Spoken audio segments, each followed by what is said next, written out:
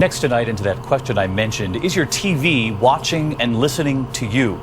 New smart TVs with internet connections able to transmit your private conversations. Here's ABC's Rebecca Jarvis. Hello, Mr. Yakamoto. A warning tonight straight out of Minority Report. How those assorted tank tops work out for you? From Samsung, your smart TV is watching you. Go to Smart Hub. The latest technology that turns your voice into a remote so that you can scan YouTube, choose a movie, or change channels just by speaking can also hear your private conversations. YouTube. We gave Samsung's latest model a test. Once I press this button, everything I say into this device is getting recorded and could be shared with a third party.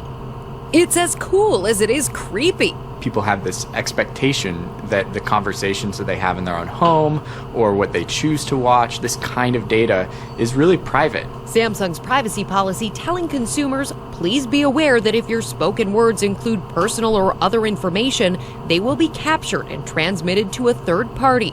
The company adding that they do this to improve the features of their televisions. Another step deeper into a world where Big Brother really is watching and listening to you. All right, this sounds kind of crazy, but how do you protect yourself? Well, you can turn